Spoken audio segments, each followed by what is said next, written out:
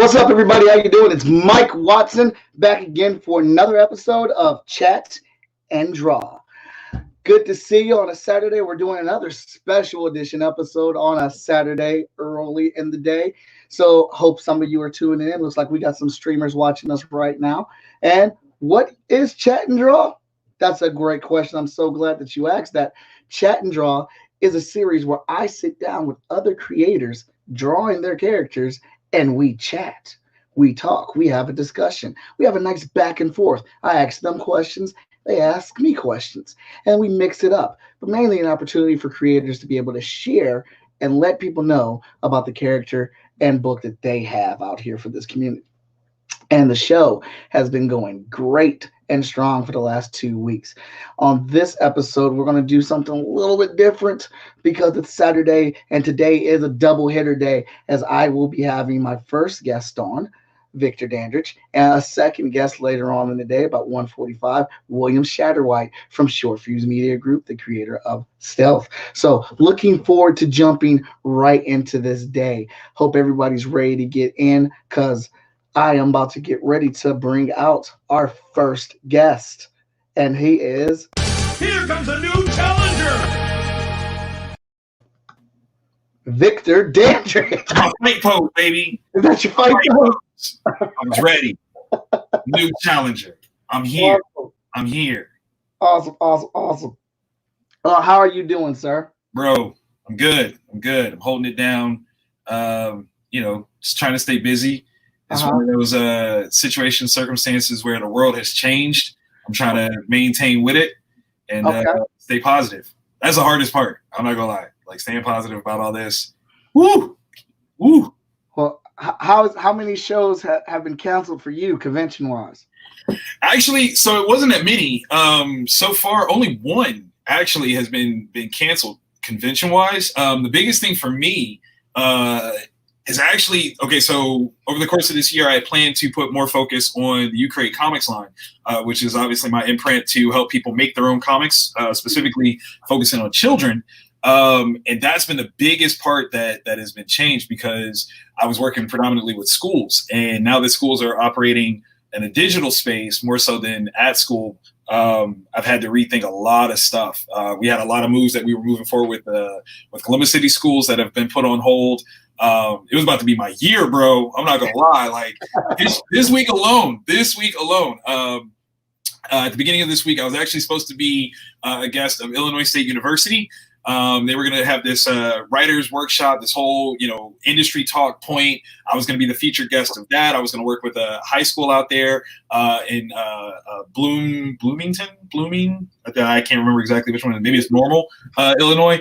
And then also work with an organization called the Autistic Place that does like art projects for kids on the spectrum. So I was going to do all of that this week, and that all got canceled because of the virus and everything. And I was just going to be like this big set piece that I was going to use and, reach out to other, universities, all kinds of stuff. So that kind of sucks. But, we make do. All right. Well, I'd like to shout out Libra, my ultimate bestie. Your ultimate bestie. You already know. Libra Wayne, workout game. Corey. And Rob Anderson as Vic. I'll share this and I will watch it later. I'm live on OnCon, but I will watch this later as I am a fan. Much appreciated, bro. All right, so we're doing things a little bit different this week because Victor Dandridge does things differently. Yeah, dude. If you know him, that is his hallmark. That is his mutant power. You said I'm unconventional? Are you saying I'm unconventional? Did I just give you an opportunity to play? I like how you did that. I mean, no problem. So, well, first off, Victor is the owner, founder, editor-in-chief of Vantage In-House Productions. He is the lead and owner, operator of You Create Comics. It's true. He started a group called Unconventional on Facebook. The man is in and out of schools, as he was just talking about right here, using his You Create line to teach kids how to learn using comic books. He's got a fantastic array of characters under Vantage In-House Productions. And he wrote the first 6.5 issues of Hot Shot, building the foundation for the Freestyle Comics verse, which I'm rocking right now. 20-year anniversary shirt right there. Love it. I don't have one of those. Let me get one shipped out right now. I'm just wanting to point that out. Like, I don't have one of those. We'll talk about that after the show. Yeah, I don't know what just came over me just now. Okay, and as you can see, he's got an array of artwork of his characters and stuff in the backgrounds around his studio. Absolutely, especially, I don't know if you can quite see it, but that particular piece right there is my hot shot transition piece that a brother gave me. I kind of love that piece. It's got a special place on my wall. All the characters that I've written, hot shots definitely right there. You know. Awesome. Well, what is it that we are doing today? And I think we need to shout out somebody. Oh man, we got to shout out a couple different folks. So let me talk about where this came from, because normally what you do is you're drawing one of my characters, but we're gonna do things a little differently. Like you said, I like to do things unconventionally, and right now our industry is in a state of flux. Like basically, with Diamond shutting down, comic shops, having a difficulty responding, a lot of power has been given to the independent market. The independent creators are really going to be the heroes of the day. And I really want to kind of showcase that in a really big way. So there's a video going around, which is really cool. It's a challenge. I can't remember what kind of challenge it's called, but you got a lot of creators that are, stepping up into the camera, and they block the camera's view. When you come back, you see them all decked out, and it's dope, and it's amazing. It's a lot of vibe. I love the energy. I'm going to tell you what I hate, though. Where my Ohio people at? Yeah. I ain't get no love in that? Okay. So we didn't get no invite? We can't play? We're going to start our own challenge. Okay. Now, here's how I like to do things. I like to look at the independent market and look at how it can correlate to the mainstream. We're not the mainstream. I recognize that. But there are ways that we can do stuff that's very similar. And one of the best ways to showcase that people are fans of something is to sometimes pit them against one another.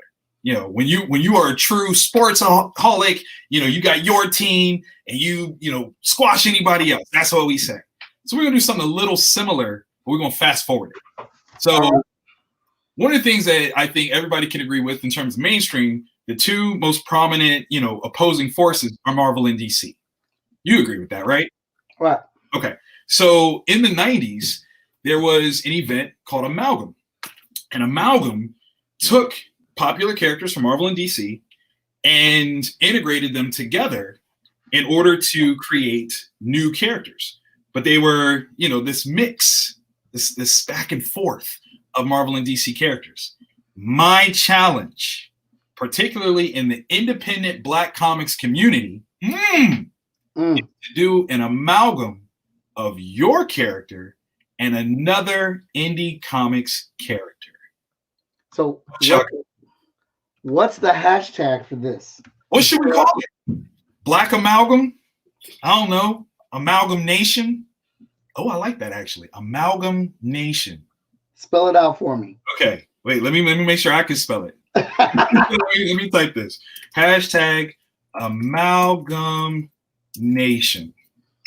Boom. Okay, I just sent that to you in our chat, so you can use that, share it. Hashtag Amalgam Nation. That's what's going down. Now, in order to start this challenge, I feel like it was only right for me to step off and do at least a precursor.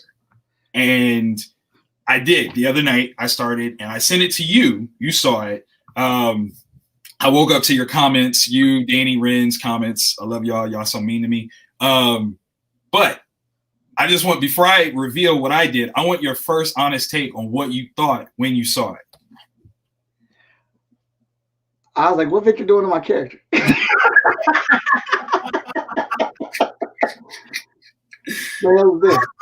Is this part of the Zero event? Yeah. What are we doing this? What are we doing with this? All right. I looked at it, and you don't have to show it because I got it up on my screen so I can share it. Oh, good. Okay, good. I was trying to figure out how I was going to do that. I'm sorry. I'm just trying to get your hashtag over here so everybody.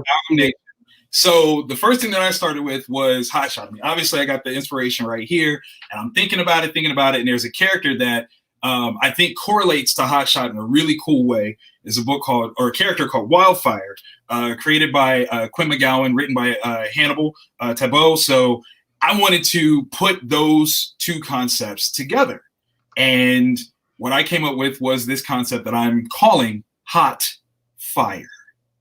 If you don't mind, are you showing that right now? I'm about to get ready to pull it up. I was trying to get our banner up too, so everybody can see the. There we go. Hashtag Amalgamation, and the first entry is hot fire, which is a combination of both wildfire and hot shot. So this is my quick take. Now, mind you, I'm a writer. I am a shut up. Writer. Shut up. Ain't no disqualifiers, as I tell my students. I'm just don't say negative stuff. Listen, before presenting your art. Not up to par for what I expect other people to do. Victor drew this awesome drawing.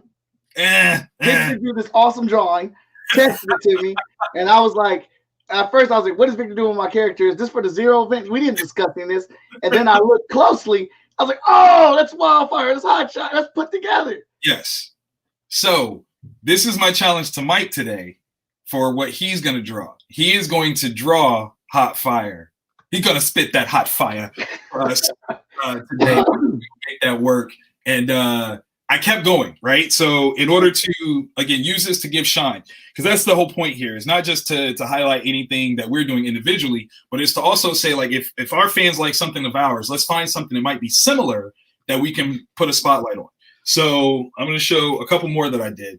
So hold on. So this is Hot Shot originally. Hold up, my mouse isn't working. I was going to say, I need a new copy of that too. I told you. Yeah. So that's Hot Shot. Yep. Young black superhero here, unmasked. Great. Shout out to Miss Marvel for that Miss Marvel #1 cover, homage cover. I mean, I think they owe you some stuff on that too. Then we got Wildfire here by Quinn McGowan. Right. So I really love this image of Wildfire. So this is what we're going to be playing with today, just so everybody can see the separation and see what you ended up creating with that. Right. So definitely using the Wildfire, symbol with that like V and then the diamond integrated into it.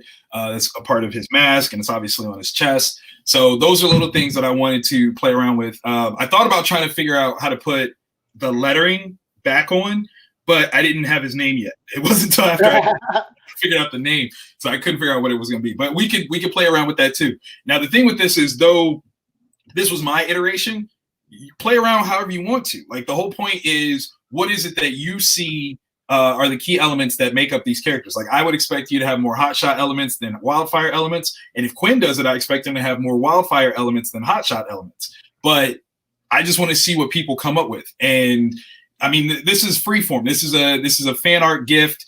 No necessarily, claims to copyright or nothing like that. This is just a concept of saying, peep these things. Now, if y'all work out something and this character shows up in a book, I just want 10%. All right, so I kept going, right? And so what I did was I took the lead character from the hit series, The Samaritan. This is the very first book ever published through Vantage and Ounce Productions. Shout out to my brother Mackenzie for providing the artwork on that one.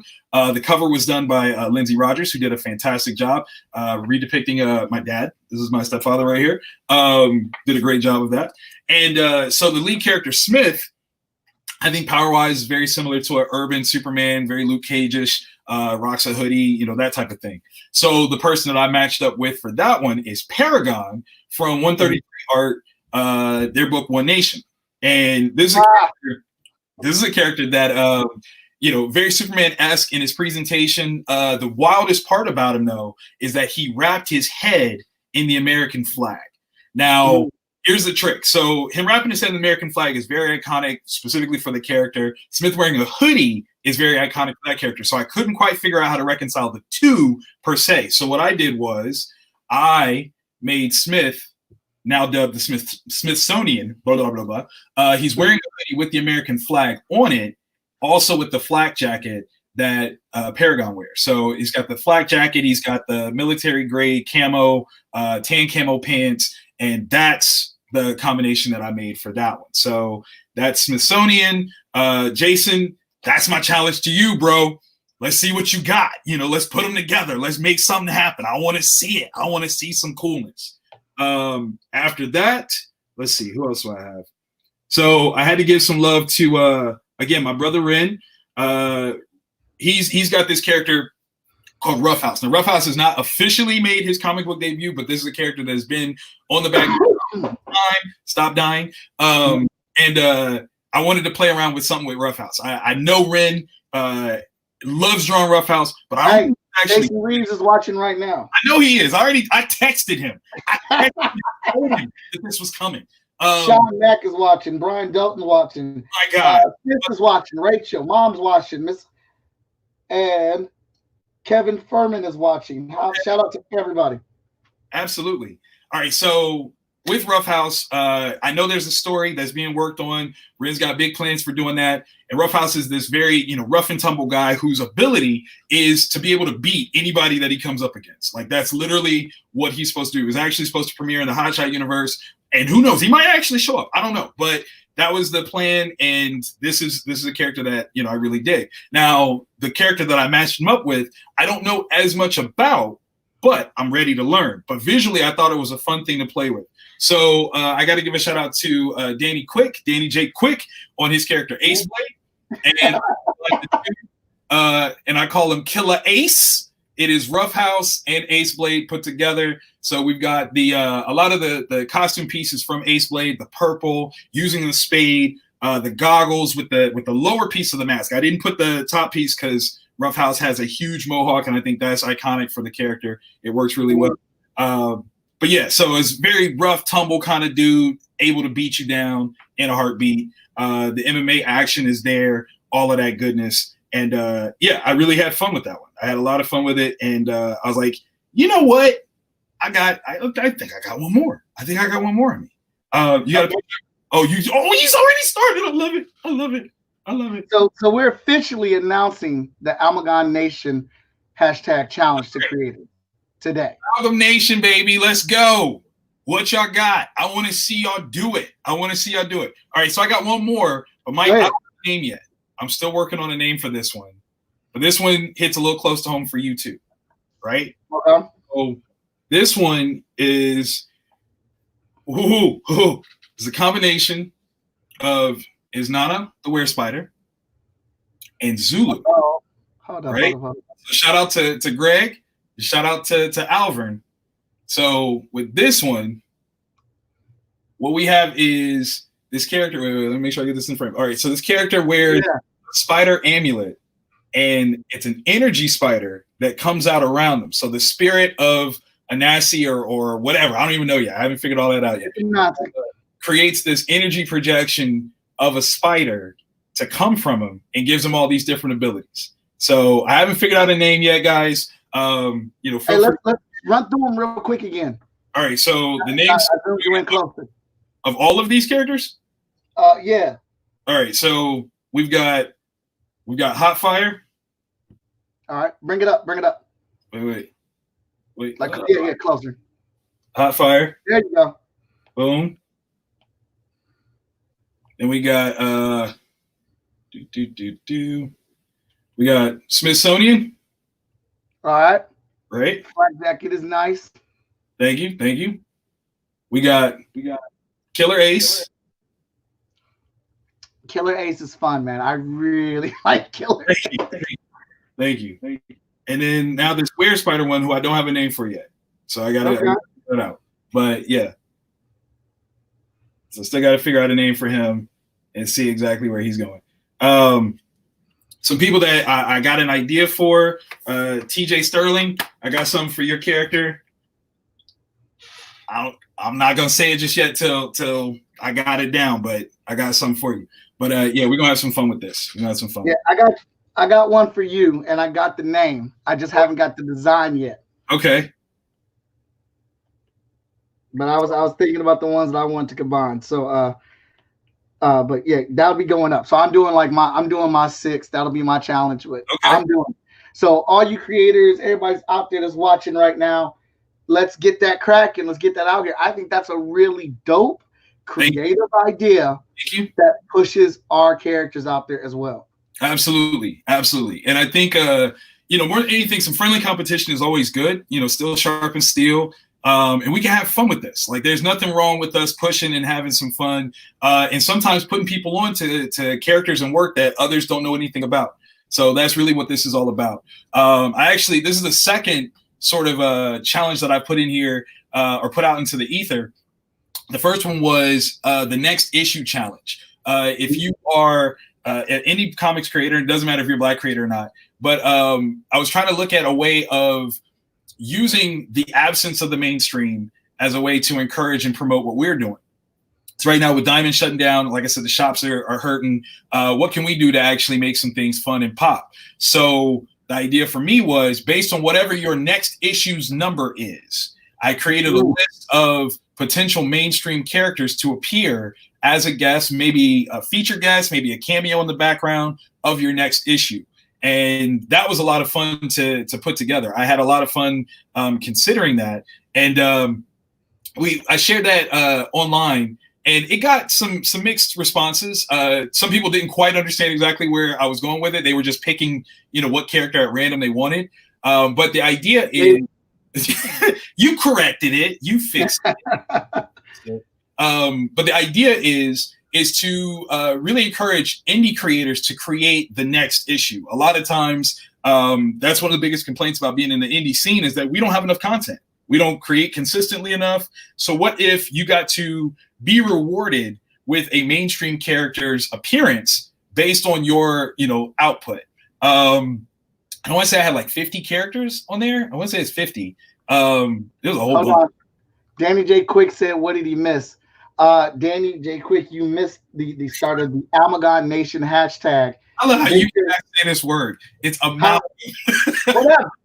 As long as I type it out right, I missed it. I got you.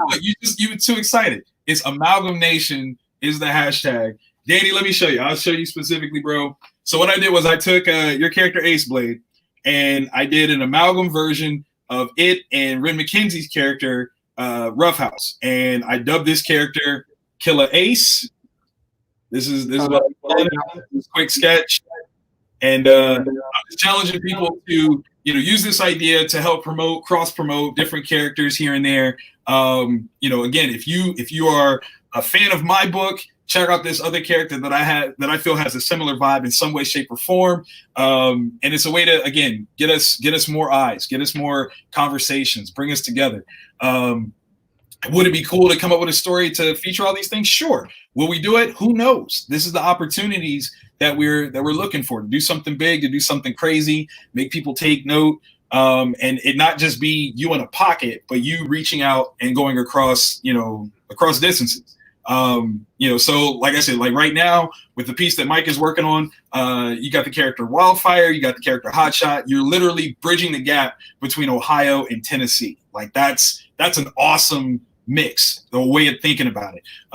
My character Samaritan and Jason Reeves' character Paragon, that's Ohio to California. Like that's a mix, baby. That's a huge reach. Actually, if I know, and I think I do, if I know my cousin Imani Latif, what he's going to do is he's going to say, I want exclusive rights to feature a rotating series on Peep Game Comics, something that takes this Amalgamation series, and maybe everybody that wants to put in, he creates a schedule. You get 4 pages to do whatever featuring your iteration, and boom, that's a Peep Comics or Peep Game Comics exclusive. I don't know. I'm just throwing out stuff just to see what happens. We'll just play around with it and see what's up. Between writers and artists, I think there's some fun things that can happen there. Hopefully this is a way of meeting people and making that stuff happen, getting some writers together, getting some artists together. I think there's a lot of room here. So this is the stuff that I'm aiming for, and I think this would be a lot of fun to do. I concur. Like, I'm digging in on it right now. Why is my iPhoto open? That should be happening. Oh, the pictures. I'm trying to keep the stuff down. All the can't see the apps running at one time on here. Oh, there it is. All right. So, I'm making my version for the first one up. Amalgam Challenge. Figuring out how I'm gonna piece these 2 characters together or whatnot. Okay. And now that we got this started and it's been christened, Danny J. Quick said, Amani's your cousin. Yeah. Jason said, "What's up, Andy?" Jason Reeves said, "What's the time frame?" I mean, I think we're just saying, just do it. Just go. I mean, with no time frame. You know, if it's a sketch, if it's a little something in the back of something else, go for it. You know, I'm just throwing it out there. Nice little challenge. No deadlines. I just want to see what y'all do. Free form. Look, Mike is concentrating so hard. I've known Mike for a long time. When he gets quiet, that's when I get worried. I don't know. I think the challenge is really. I think it's a really dope idea, and it's like I want to make sure I pay respect to that other person's character at the same time. I think that's the fun. That's the real challenge. Going back to Smithsonian, looking at what exactly were the things that were so, specific and paramount to showcase what those characters were. I had to figure out a way to incorporate the flag. Like I had to, because it's such an iconic piece of what Paragon's, look is. So how do I do that? The first sketches that I had actually had his, face still wrapped in a flag, but then with a hoodie over top. And I'm like, that's complicated. Like that's gonna smother my man. Like he ain't gonna be able to breathe. That's just too much. That's too much. So I thought, what if we do a radical sort of hoodie with a flag on it? I thought of doing a Black Lives Matter as color scheme of the flag, because again, it's gonna be controversial no matter what. That was an idea that I played around with, but I wanted to make sure that it was clear where my inspiration was coming from before I went too deep. But yeah, man, it's just figuring out all these different things that you can consider to make this work, to make this happen. So I tagged the different creators that I've done so far when I shared this post for the show. So hopefully they'll take a look at it and they don't hate me. But if they do, man, I understand. It's not exactly their baby. I'm playing around with their tools and I didn't ask. But I'm just trying to, be a fan, showcase some things, and create some more fans for what they clearly have put their love and interest into. So the amalgamation piece, that's what it's for. No matter what, it's really to bring in more people.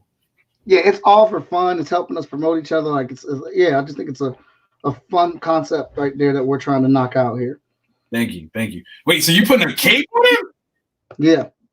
Capes! I just knew you was gonna be like, no capes.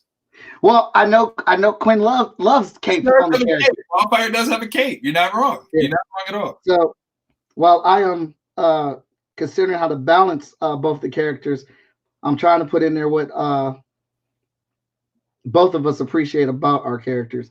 Right. Now I know Quinn was real big, and I remember him specifically saying it, which I didn't think about when I first made Hot Shot. Right. Was the importance of seeing a Black superhero unmasked. And I know, like, just that initial view of seeing their face, right, or whatnot. And so I know that's kind of like from what I remember, I know that's a big thing to him. From what I remember, I like it. Yeah, because I was going to ask you, like, okay, you're not going full mask. Is that why? I like the thought on it. I do. I really, really do. And that's a lot of things that I think we're open to in terms of conversation now.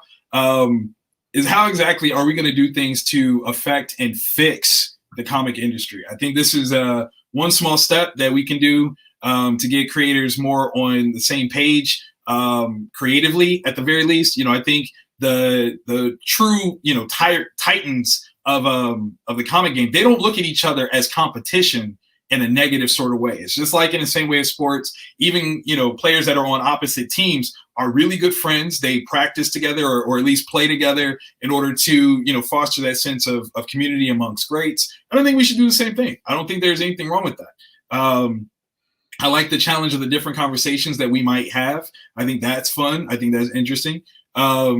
And just overall, I think there's some stuff that we need to consider as the new, I'm calling it the new superpowers of the comic industry. Marvel and DC are kind of put on hold right now. They got to figure out some things. So we have this huge opportunity to make a big splash. What do we want to do? How do we want to do this? Mm-hmm. So that's kind of that's where I'm at, man. That's what I'm coming up with.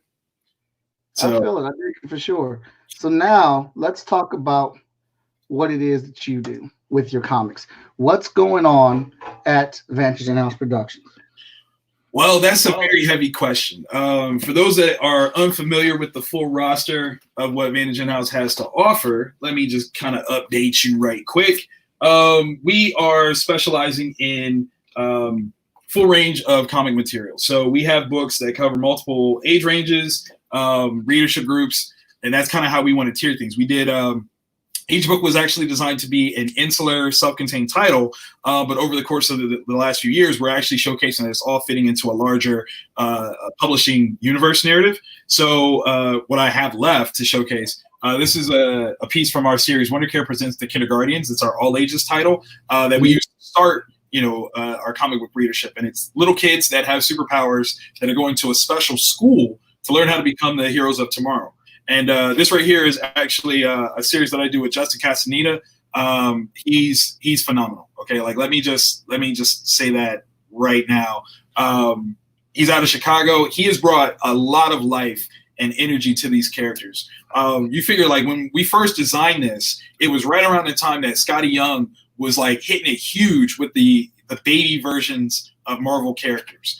And while that was kind of my intention, Justin very specifically and very expertly decided to go in a different direction, to not just do this big circular head, baby face type thing. And it's given each of the characters a lot of personality, and it's a lot of fun. We've got 5 books out right now, plus a trade paperback. And the trade paperback actually features previously only digitally released Free Comic Book Day story. And then we have the replay book, which is actually a collection of the activities that I designed for the back of each of the individual issues. When we did the trade paperback, we wanted to make it library friendly and not have people, kids specifically, to draw in library books. So we took out the activities and then created this book to publish them again. So we've got all kinds of different things. Over the course of these 5 issues, we've introduced 6 original characters on the team, a new kid on the team, their digital teacher named Blackboard, their regular teacher, Miss Terry. And then we've also introduced an entire, alternate universe, gender switched version of the kindergarten classroom. So there's a lot of stuff that we've got in this one. And what's crazy, if I can be honest, so the 6th issue is done. I won't publish it yet, quite frankly, because I haven't paid Justin yet. All of this stuff that's happened messed up all of my financial standings, because I had this money coming in, and then with everything stopping, it's not here. So I have to, out of respect to him, I won't release it until I pay him. That's just, good measure for me. And it's good business. I don't think that I should be in any way seen as profiting off of this thing that I haven't paid for. So that's important to me. But in the meantime, what I'm actually doing is I'm working on issue 7 of the Kindergardians, and I'm going to try to write that. And once things start to come in, send that over to Justin, and we'll try to see if we can expedite the production of issue 7. So that way there's a lot more content that is coming out, because it's actually been quite a while since we had a new Kindergardians book. It's been at this point, I think, close to 3 years, which is crazy. I can't believe I allowed that to go so far, but it did. Then we've got Origins Unknown series I did with Jacob Newell. It's 6 short stories that kind of have the shared theme that the main characters discover some sort of hidden history or heritage, secret, or something that's going to change their life and possibly the fate of the world.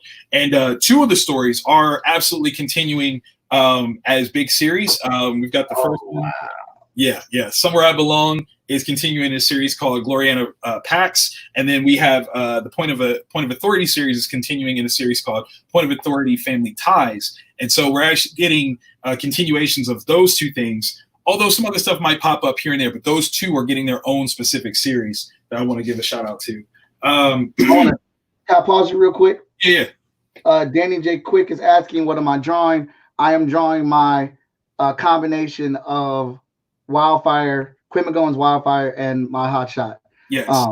Which is Victor's idea, which he started for us creators to find characters and combine together. Alvin Ball is watching. Alvin, he did one of your characters, yes, and someone else's characters that he collabed. Put 2 of the characters together, which is one of his characters and yours.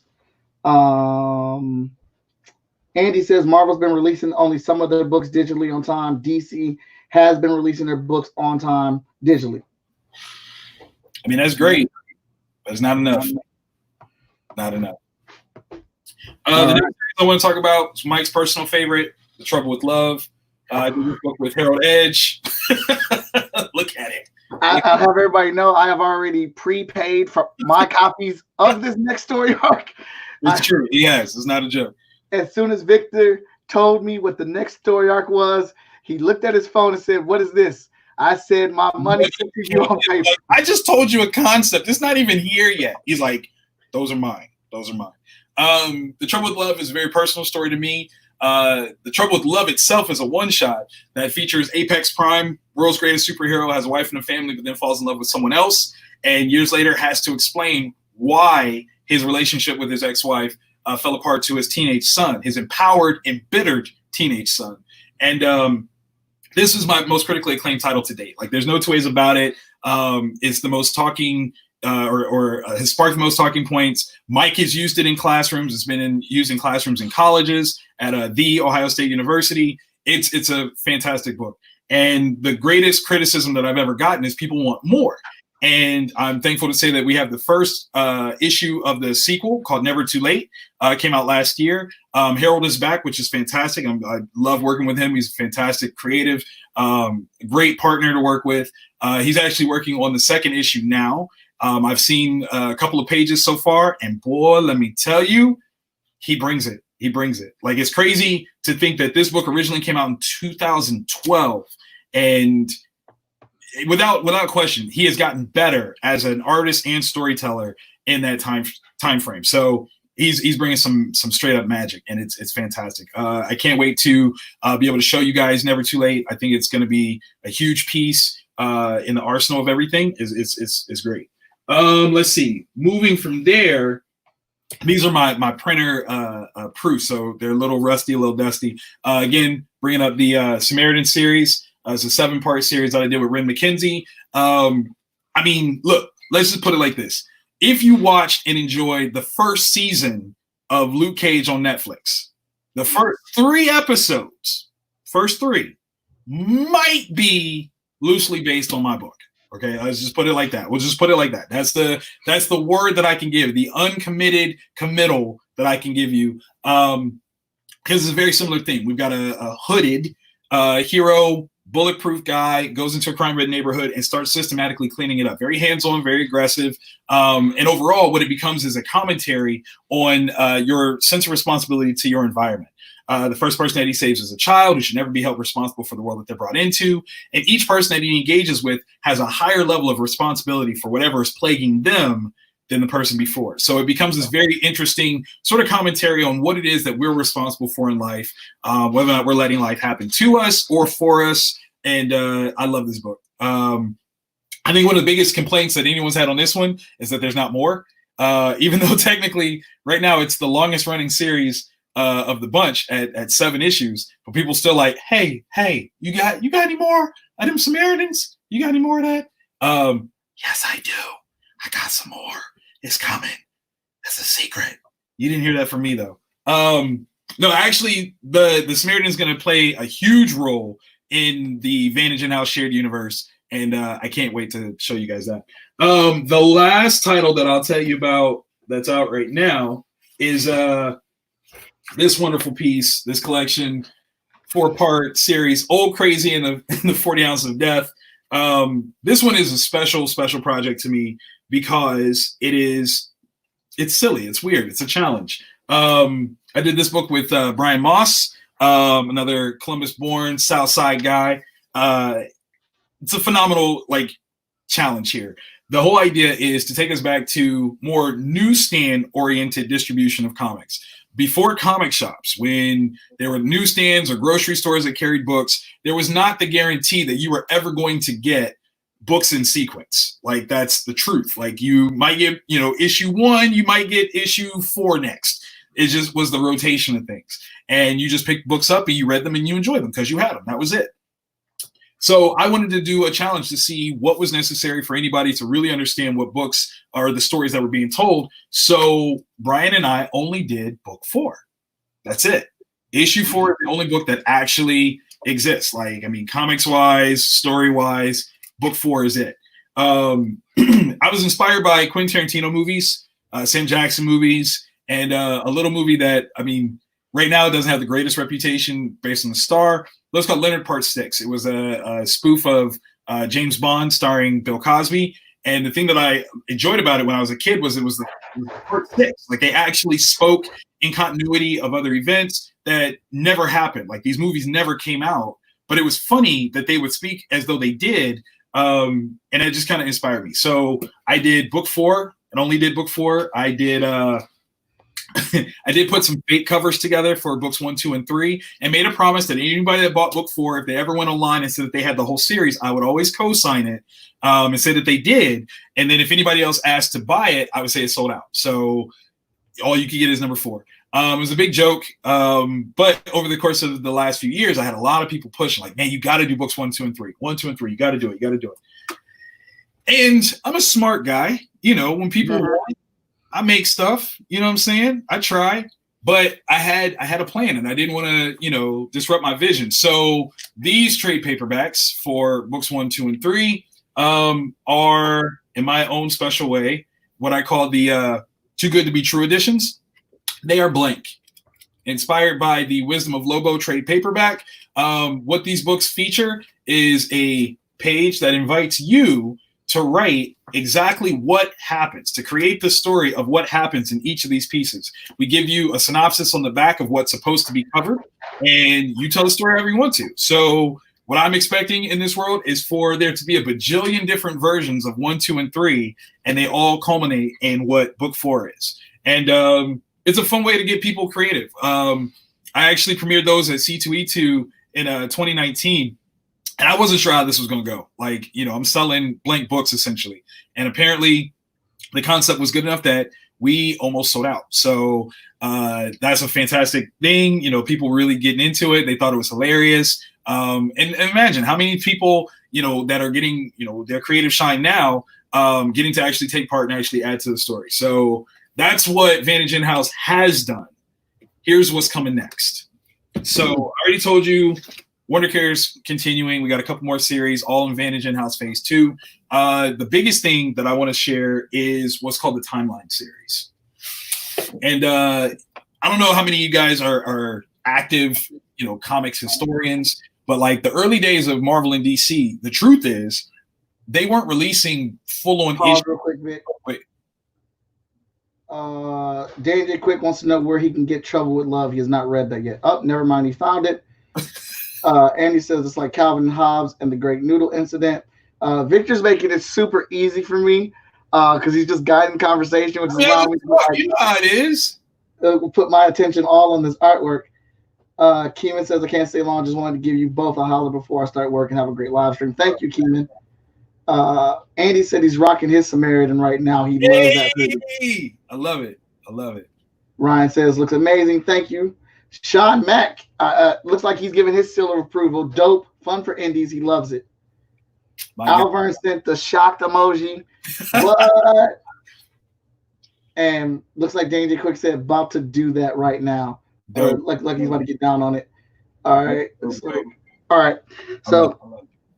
All right. So what I got so far. Go ahead. Like I said, so early Marvel DC books, in order to be cost effective, to actually try a range of different things to see what was working, because they were creating basically what we know the comic book industry from scratch. They did smaller stories. Spider-Man first appears in Amazing Spider-Man number 15 in an 11-page story. Superman first premiered in Action Comics was only a 13-page story. So needing to do big 24-page, 4-issue runs, not necessary. You don't actually have to do that. So what I did was I came up with a series, and this is a sketch of my list of things that I was working on, and it's called the Timeline series. And what they are 12 short stories, 4-page stories that I'll be working with some of the cream of the crop of the comic book industry, both independent and professional mainstream artists, to tell short stories that take place in the history of Vantage In-House Productions. Things that I won't have time to create a whole series to tell, but just fun things that I wanted to show. And we've got one of them finished already. It's a story called Approposal that I did with Dan Dougherty. And it's a fantastic story featuring the son that first appears in The Trouble with Love and the grown-up girl from Origins Unknown, Somewhere I Belong, and an exchange between the two of them. And it's showcasing the future of things. And that's the fun of it, is I get to tell different types of stories that take place in different times, that fill in gaps, and just do things in a different way. I can't wait to do that. And it's all because I've put a deadline on how long I want to continue the shared Vantage in-house universe. I'm only giving it until my 40th birthday. And that's a wild thing to say, because literally tomorrow I turn 38. So this is going to be a fun challenge to see how much work I can get done over the next 2 years. But literally on my wish list, and people that I actually have either hard confirmed or lukewarm confirmed that I'll be working with, like Kari Randolph is one of them. Ryan Otley is one of them. Larry Stroman is one of them. I get to work with Kaylin Smith. I can't wait to do that story. That's going to be fantastic. But stop. What? Stop. What? Stop. What? What? You said Kari Randolph? Yeah. Ryan Otley? Yeah. And you just gonna breeze past that like it's nothing? I mean, look, I'm just saying, like, here's the thing, and this is literally what I was thinking on this one. What if, in order to get a big name person, I just don't ask him to do a lot, right? So, I mean, if you do that, I mean, literally they could almost pick their price, and they would, because they're a big name person. But if I'm only asking for them to do a page, 2 pages, 3 pages, 4 pages, that's far more manageable and valuable, really, because the resale value of that is huge. If I get Ryan Otley to do a 4-page mini book, how many of those you think I'm going to sell? I mean, I think I'm going to sell a bunch of them. You know what I'm saying? So, and I'm an Otley fan. Like, I think the story that I have in mind for him is going to work perfectly. I think the same thing for Kari. I would say the same thing for Kaylin Smith. I've got all these different stories that I've got people on deck for. And I love it. You know, Daryl Banks is on my list for a very specific story that, 4 pages. And that's all I want. Let's figure out how we can make that happen. I've got 2 years. Over the course of 2 years, can I get you to do 4 pages? I think so. So it's a lot of fun. There's a lot of things that I'm going to play around with. All of that's going to feed into, the overall scope of what Vantage In-House offers, what it provides. And we've got some new titles that are coming out in addition to the continuations. We've got the Night Watcher series. We've got Wonders of the Weird and Beyond. The first chapter of that is done. Shout out to Seth the Moose. The Night Watcher series, Todd Beistel is doing the artwork for that. But yeah, we've got a lot of stuff on deck. And I'm really just kind of finding different ways to tell comic stories, things that are truly unconventional, because we're going to make our own rules. So why not? You know what I'm saying? Like my series Vantage. I have a series called Vantage. It's going to be our flagship title. I've got the first 6 issues outlined. From there on, we're jumping around. Because I'm allowed, it's my company. I can do whatever I want to. After issue 6, we'll probably do issue 25, and then we'll do issue 75. Like whatever. Like we'll just bounce around. And these will just be single issues based on a timeline. These are all the things that have happened. Maybe we'll do a rundown of all that's happened or leading up into it. But there's nothing to say that you actually have to do 70 different issues in order to have that kind of storytelling content. I've never seen anything that said you had to do that. As long as it flows, as long as it reads, then that's all that matters. And again, there's going to be people that pick up, issue 642 of the Fantastic Four, and that's their first book. Does it negate that there's 641 issues before that? No. Do they have to read those 641 to enjoy it? No, they can just read that one. So let's just play around with that. Let's have fun with it, see what happens. So I'm excited. Like that's the stuff that's going on with Vantage In-House. And more than anything, it's all supposed to get funded through the work that I'm doing through You Create Comics. So that's the big deal. If you are a traditional comic artist, we have a run of supplies for you. We've got Bristol pad boards that we do, 50 sheets, $20. We can actually customize it to be a pro level. Our usual one is student grade, which is grayscaled. Pro level is blue line. Also comes with a a grid sheet that you can tear out and use to do grids with a light box. If you're a writer, we have different tools for you. We've got our idea cards, which is a fun thing to work on your writer's block. It got different themes on them, 27 different themes. So if you pull different cards in sequence, there's a number of combinations that you can tell stories with. We've got our classic character crafter, which allows you to build your characters from start to finish, doing all kinds of different notes and things. If you've got young ones, these are great tools to get them encouraged in terms of reading, creativity, mathematics, all kinds of fun stuff to keep them engaged. That's another big thing that we've been working on, trying to partner with local school districts that are offering free meals to students while kids are furloughed out of classrooms. We've got 8 projects that we've done little sheets of that we're offering to partner with school districts to add those into their meal plan. So it's kind of like a Happy Meal toy, comic book oriented, creative oriented, 8 different projects in a set that we're offering. So those are things that we're going to be putting out there for the general public to buy. We want to give schools a shot first dibs, because we think that they'll need them first, and then we'll allow the private communities to buy some for their kids and have fun. So this is the way that we're doing stuff. Our whole goal overall, yes, I want to write some cool books, but more than anything, I want to build readership. So I figure this is the best way to do it. Start young people in school, get them acclimated to comics, making comics, because our motto at You Create Comics is kids who make comics or create comics, read comics, and kids who read comics will read anything. That was a lot. That was a lot. And I think it's really good information at the same time too. So thank you. But I literally was like, oh my God, my throat's dry. Let me let me sip something. All right, so at this point, it looks like you're adding quite a few hotshot elements into it. Mm-hmm. Is that like a specific plan where at the head you wanted to bring in a couple more things from Wildfire, but on the body you wanted to keep it more hotshot? Yeah. Okay. Is that comfort? Is that comfort? Like you hotshot so very well.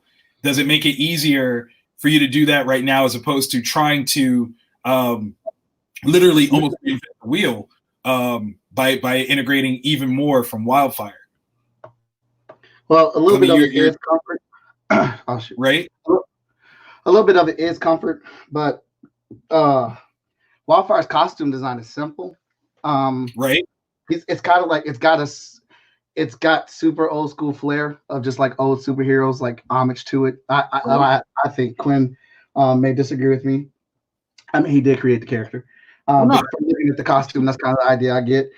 So I do want to punch it up with some more hotshot elements into it. So I think it'll be a nice blend by the time I get done with it, because somebody did put me on the spot for this challenge. So. Yeah, that's what I do. That's why it's called a challenge. Yeah. It's not just a this is not just to make Mike look great show. This is like work to be great show. That's what this is. That's what this is. I know what you're capable of, and I'm gonna push you to new levels, because that's what I do. It's 100% what I do. So yeah, like this is really cool to watch you do this though, because it does look like you are stepping out from your comfort zone in different places. And I like that. I think that that's the thing that most artists stop challenging themselves on, especially when they have a character that they own and they create. Like they know what it is. They don't have to change it. They don't necessarily feel the need to change it. They got it. They like it. Boom, you're done. Mm-hmm. I get that. I 100% get that. This is fun though. So where are the next issues of the Freestyle Comics universe? Well, actually, that was going to be my next question to you. Because you are scribing the Zero event, and I've talked about that a few times to people of how let people know how that feels. 20 years later to be back writing something for 20 years. It is close to 20 years later. That's gross. Yeah. Gross. Yeah, I was just talking about that the other day. So the Zero event first came up with that when I was writing the redo of Hot Shot 1 through 5. And I don't know if you realize this, of how long ago that was. And it speaks volumes to how long we've been friends and in each other's lives.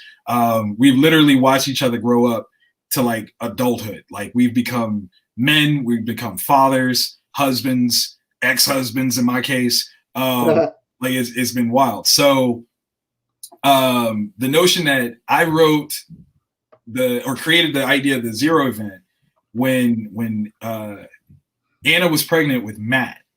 And Matt literally just turned 16 like 2 weeks ago. 16. I thought he turned 26. No, don't do that to me. Don't make big. Don't make my firstborn older than he needs to be, bro. But yeah, like this concept is 17 years old, and I get to come back and tell it is beautiful.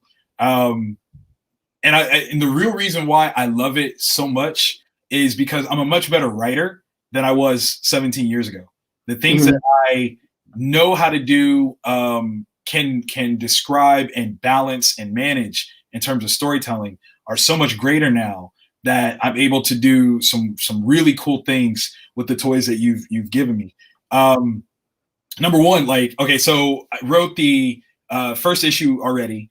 Shout out to Mike Lancet for his phenomenal artwork on that one. And shout out to Veronica for her great colors.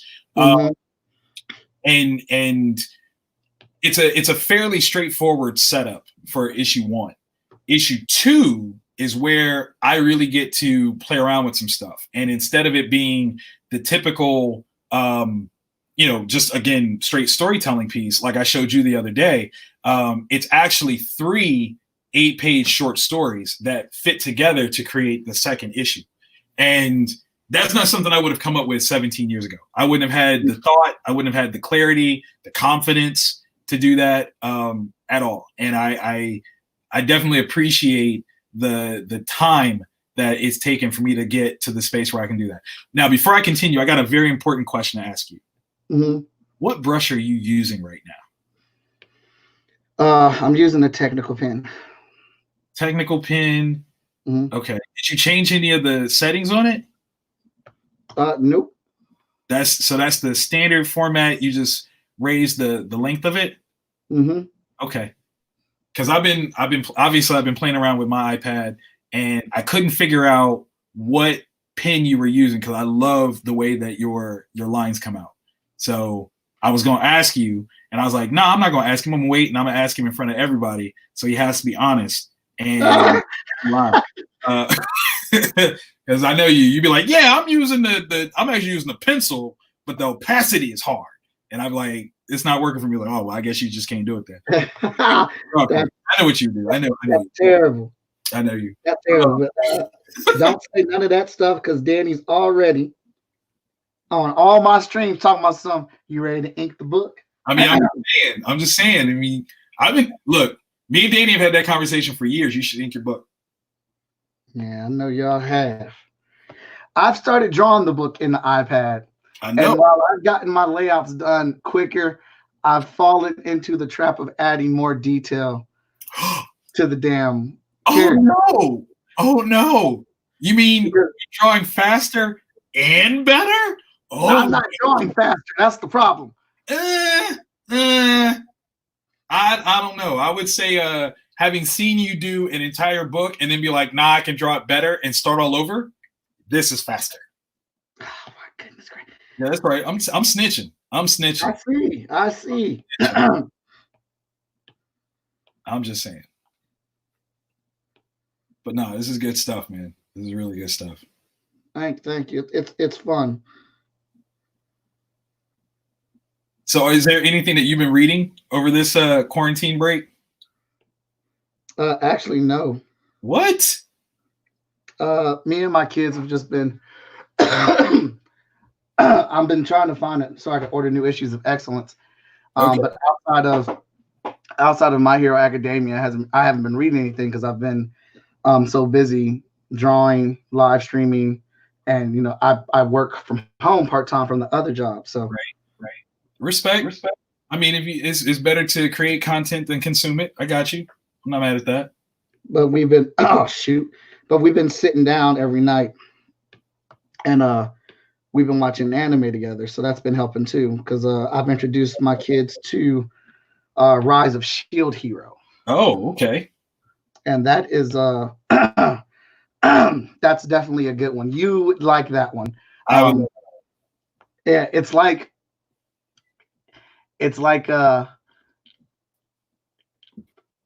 so there's these three heroes, and think of them as artists. And the fourth hero is a writer, and they were called to this world to save it. But people only respect and pay attention to the artist, and they poop on the writer. But the writer provides so much, including the defense. The story that you're telling me right now.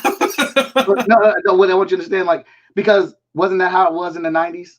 Nobody cared about the writer. They only cared about the artist. True. Because they said the artist was the show. But really, the writer put all those characters and brought them to life for the artist. And so that's how that character starts to pop out and shine. And it's like, it's really good. Nice. All right, well, I'll definitely check that out then. Yeah, so we've been watching that. Of course, we've been watching our My Hero Academia. Right. We went to go see the movie, which made me and my oldest daughter cry. Wow. So much. It was ridiculous. Wow. That says a lot. Yeah, if anybody knows me, you know I love my fandoms. That's true. That is true. And your My Hero love. Okay, which is higher? Your My Hero love or your Naruto love?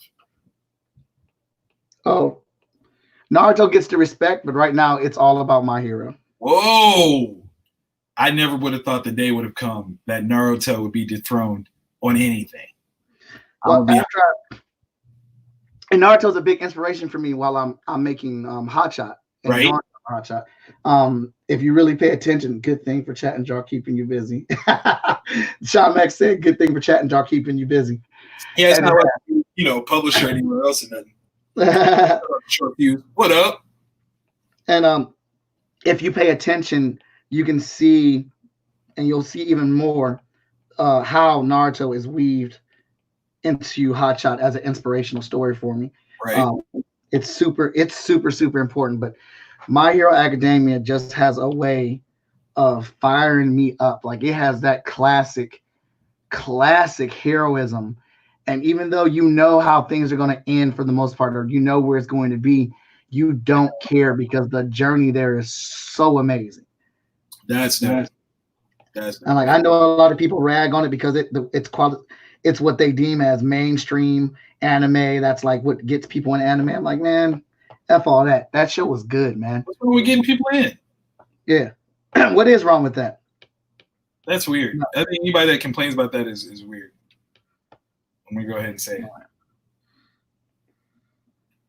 it. All right. So, wait. Andy said I'm a pusher. You're not wrong, Andy. I am a pusher. Okay?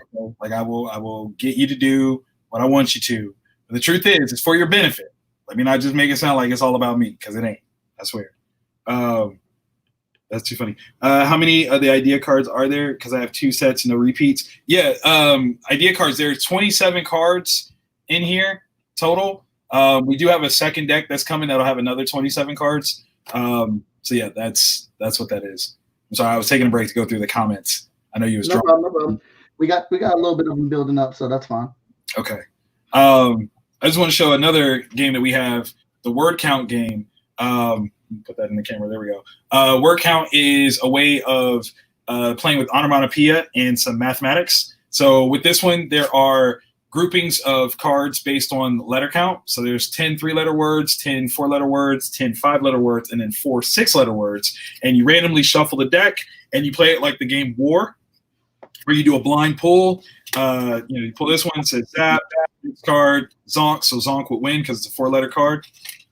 But if you pulled the same count as I just did, so we've got zing and we've got wham, what you do is you do a war style. So instead of saying I declare war, it's make your words count.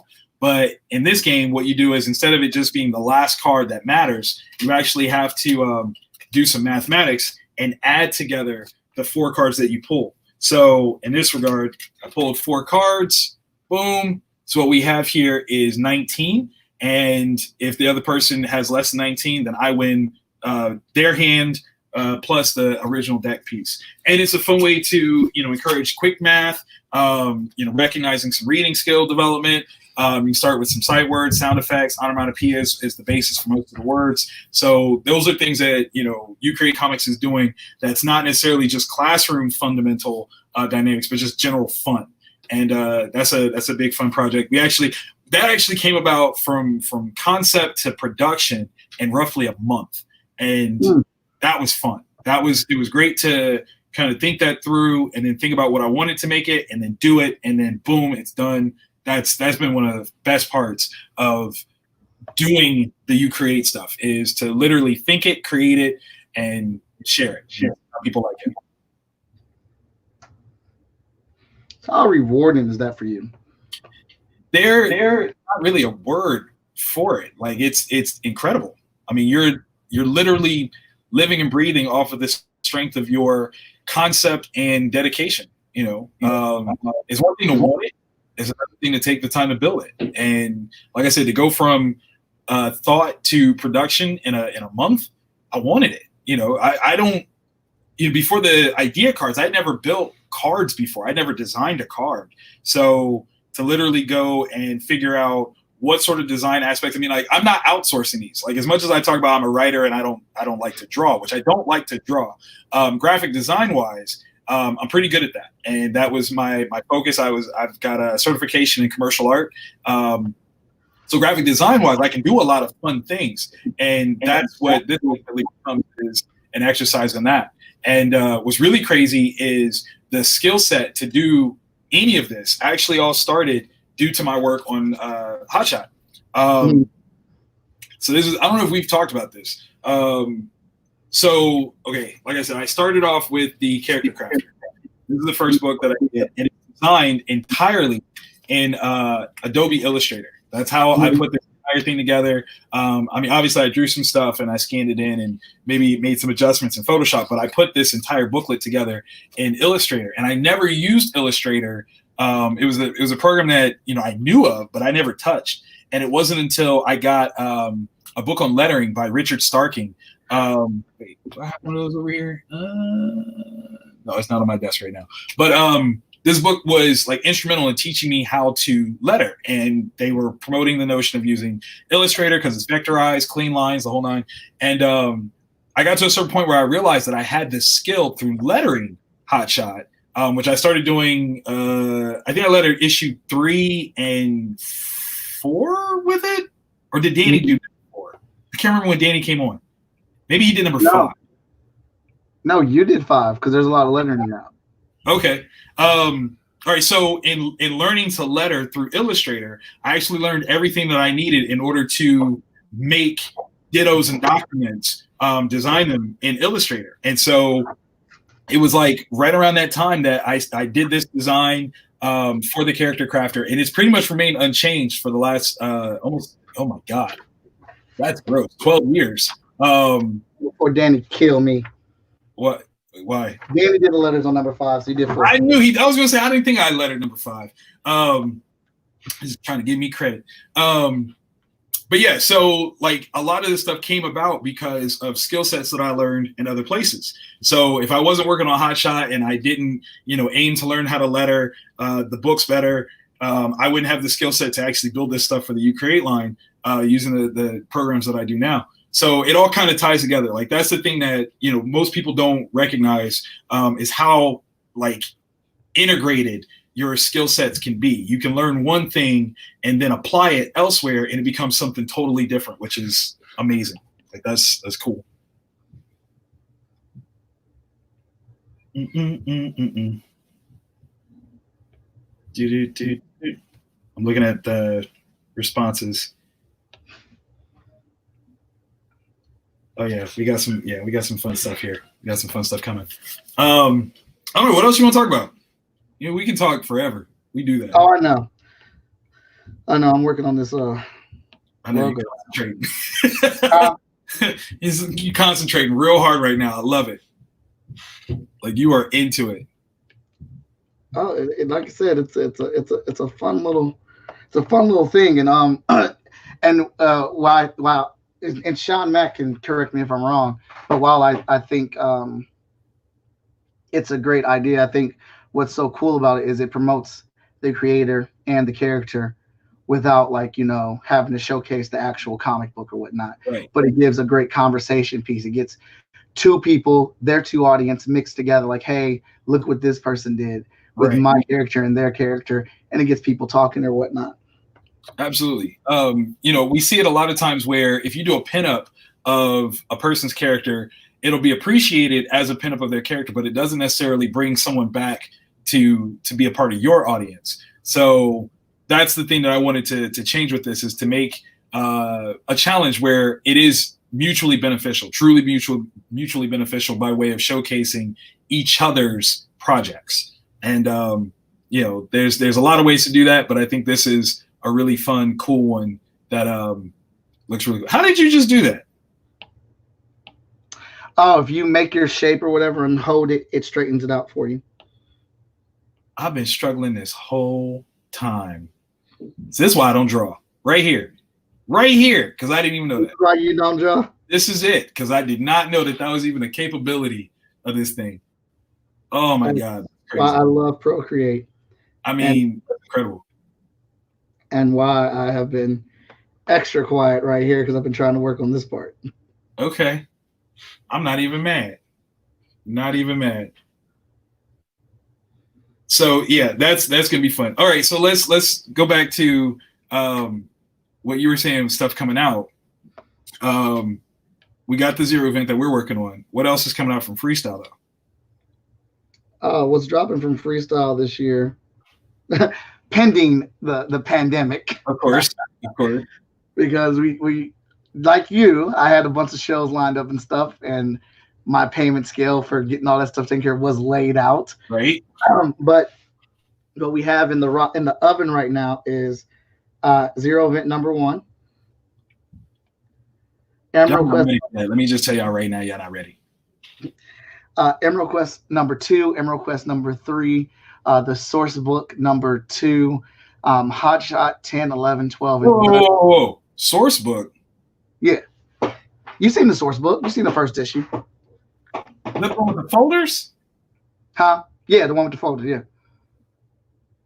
Yeah, second issue of that.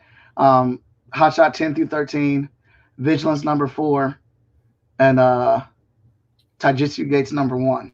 So you're not reading anything. Cypher number 3. You just sitting around just bumming without nothing coming out. I see what you're doing. you just lazy. That's what it is. Just not out with nothing. That's well, we wanted to. Me and the way me. Oh, is that right? Yeah, the way Danny and I talked about it is that we really wanted to. I don't think that's right. I mean, we really wanted to have a year that we just came out with a bunch of stuff. Right. Back when you and I started, I think outside of course, the book was good. Outside of that, I think consistently coming out with a comic book for 3 or 4 months in a row when we said it was going to drop and come out really helped people get familiar with us and who we were. True. So I definitely think that was a good thing. So talking with D Cooper is something that we wanted to go back to. Okay. We figured if we just have content coming out like the trades, Hot Shot Trade Volume 1 and 2, Vigilance Trade Volume 1, if we're dropping all this stuff this year, then it's just like, damn, look, like it's just coming and coming. And then collating those funds from those books, recouping them, and then immediately put them into the next set of stories we have coming out. Got you. I hope that works out. I hope I get some sneak peeks too. I'm just throwing it out there. But no, that's dope. What would you say has been your most productive year in terms of making books? Probably it's a tie. Probably my first year at that one publisher, and then my first year with Short Fuse. Okay. And then as in making and drawing comic books and stuff like that. And just production wise, the last 2 years, just Okay. like being involved with stuff, having my hand in this, promoting comic book conventions and all that stuff the last 2 years. Nice. Yeah, that's a good one. For making books, I think my most productive year was 2012, and it's because I came out with so much stuff. Like we had Origins Unknown, The Samaritan, The Trouble with Love dropped. A book that I don't even talk about anymore called The Villain came out. Like there was a lot of stuff that was lined up in that particular year that came out, and it was big. And I'm trying to get back to that as well. Like I want just a number of things to come out and be able to kind of sit back and go, okay, now that I've done this, Advantage In-House discontinues going forward, I'm fine. I'm happy because we wanted to do. So that's my big push.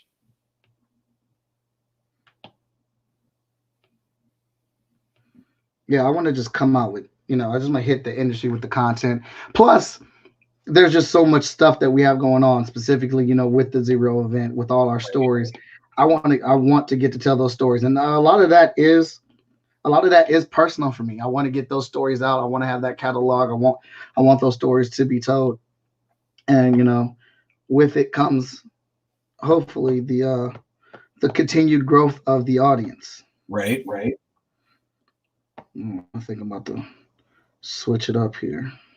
You about to start adding, huh? You about to start adding colors?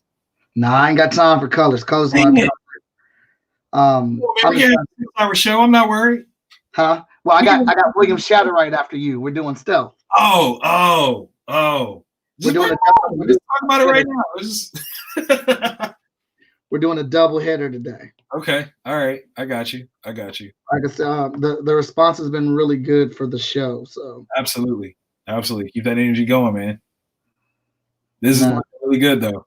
I'm enjoying it. I am having fun with it. I hope Quinn McGowan likes it. I mean, I'm issuing it out to him too. Come on, Quinn, show us what your iteration would be. Is it gonna be a little bit more wildfire than Hot Shot? Let me see. I want to see it.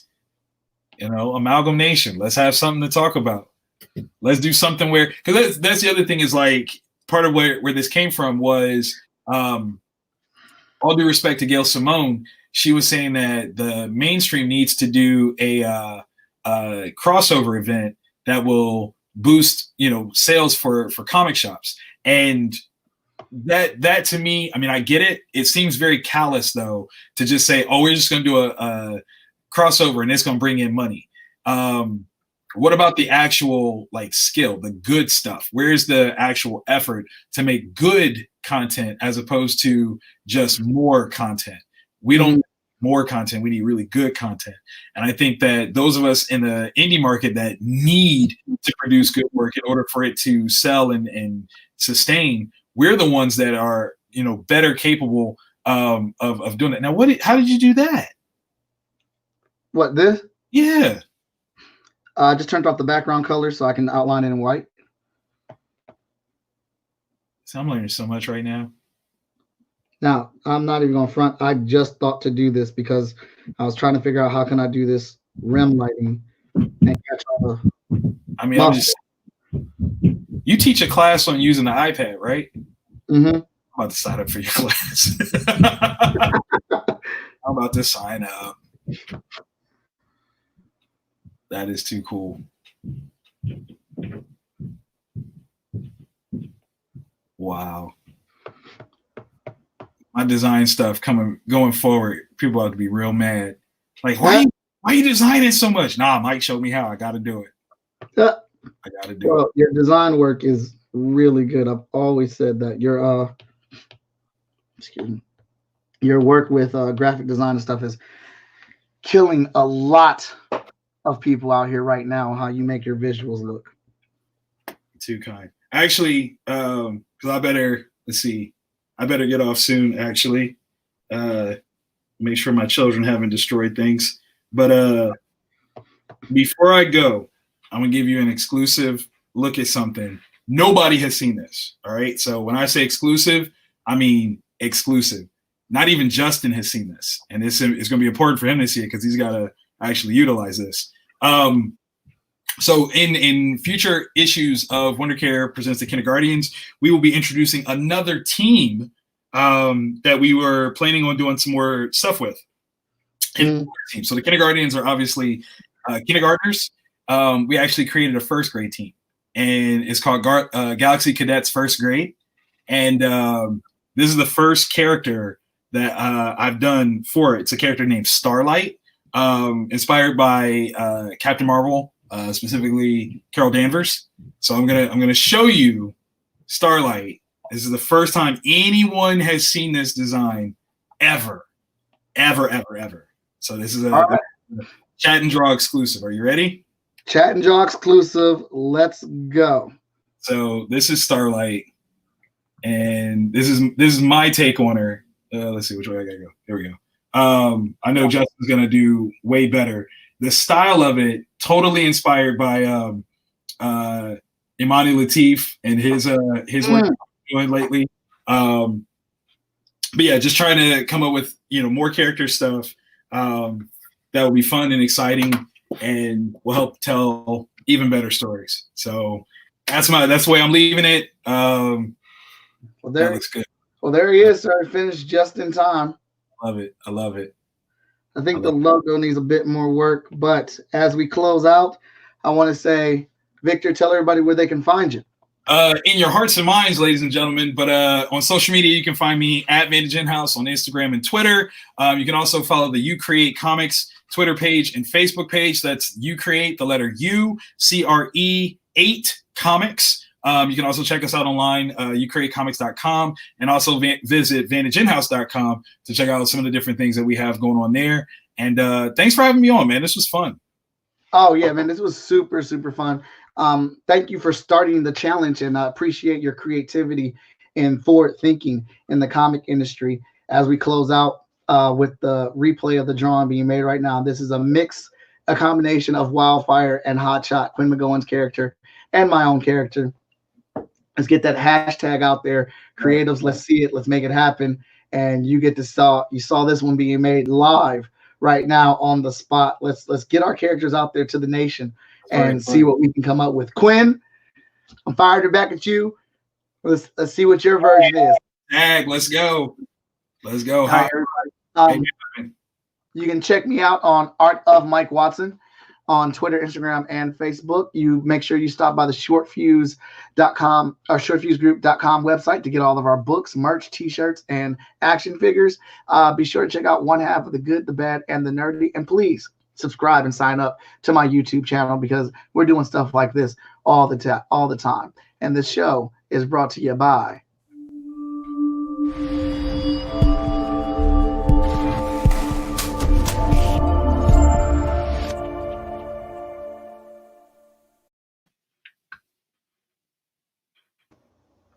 and Short Fuse Media Group, as we kick it on there all the time. Everybody, have a good day, and I will catch you for the double hitter in about 20 minutes with William Shatterite. So I'd like to thank my guest Victor for being on, and we're out.